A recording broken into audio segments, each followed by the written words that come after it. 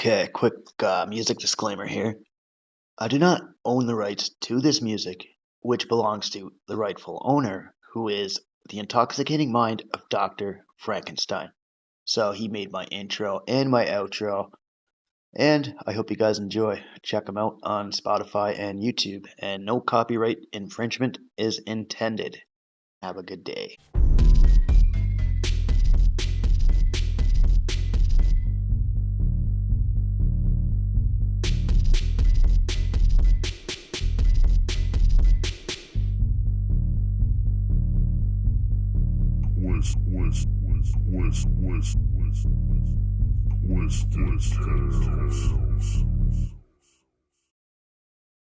Good morning, folks. Welcome back to Twisted Tales. So, today's episode, I'm going to talk about Lake Anjikuni and the disappearance of an entire village.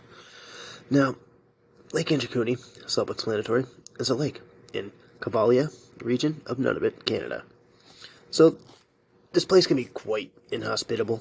It's full of snow and ice for over half the year. The lake forms part of a string of waterways that local Inuit use to maintain their communities through fish and trade. So there's also lots of caribou that migrate through that area. It also contains a lot of trout, pike, and Arctic greyline. So that's just a little bit of background for you guys. So let's go ahead and talk about the disappearance of this community.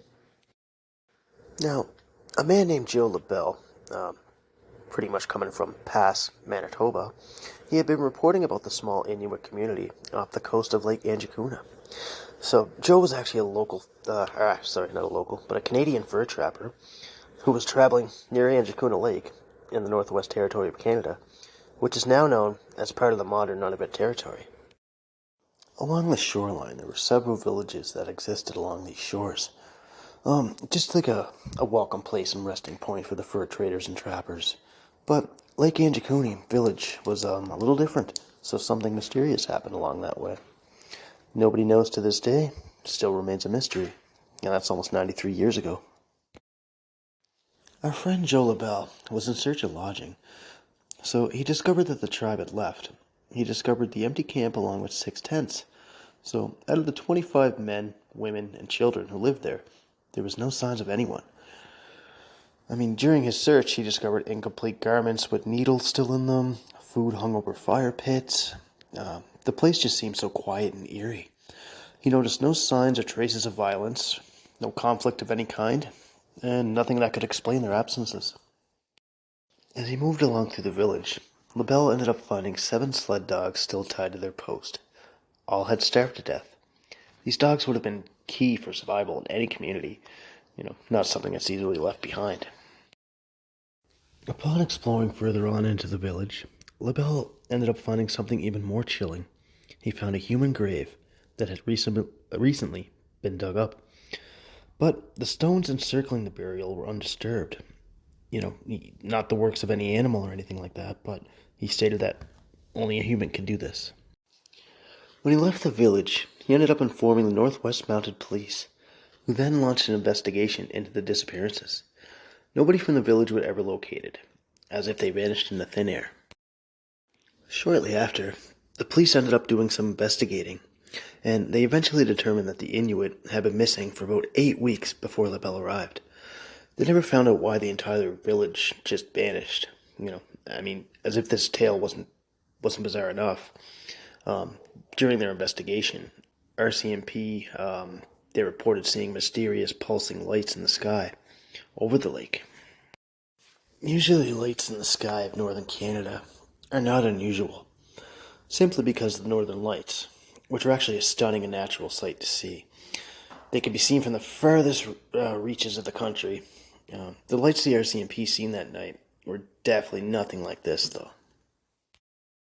The lights that the RCMP had seen were actually bluish and mostly pulsing. Although these lights, nobody can explain them or establish any link to the missing villagers. Various ufologists had speculated that the villagers may have been victims to one of history's largest extraterrestrial abductions. It's pretty doubtful.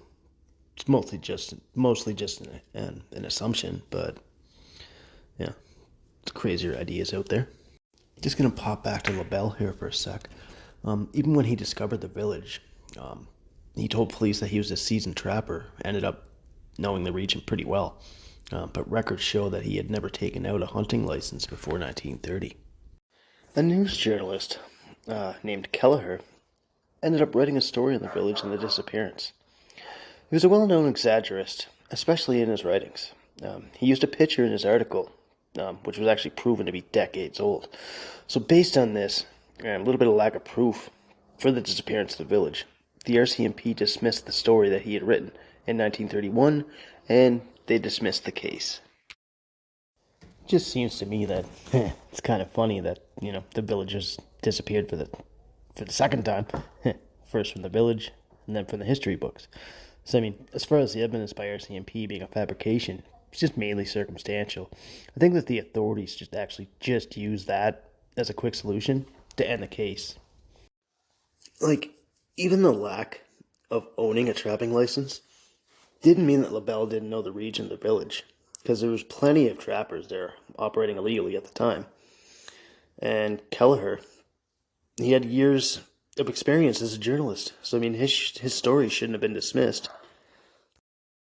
So if these two men were telling the truth about their encounters, then I guess an entire village just disappeared and nothing was being done to investigate. So nobody investigated the dogs being left alone to starve. Nobody investigated the empty grave.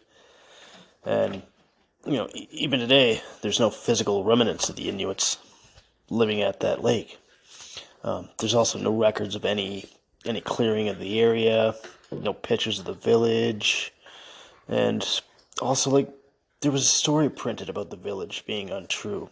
So this article wrote, an American author by the name of Frank Edwards perpetrated to have started the story in his book, Stranger Than Science. So this has become a popular piece of journalism, repeatedly published and referred to in books and magazines.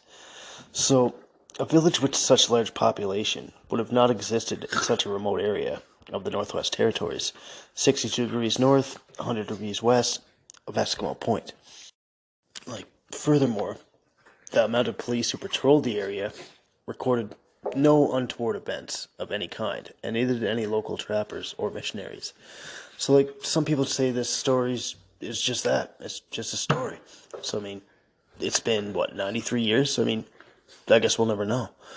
But, nice little tale indeed.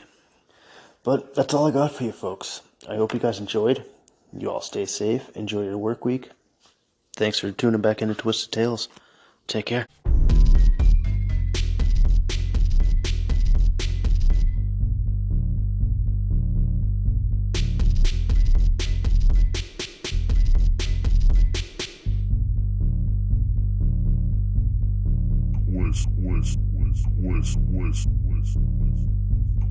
Twisted Tales.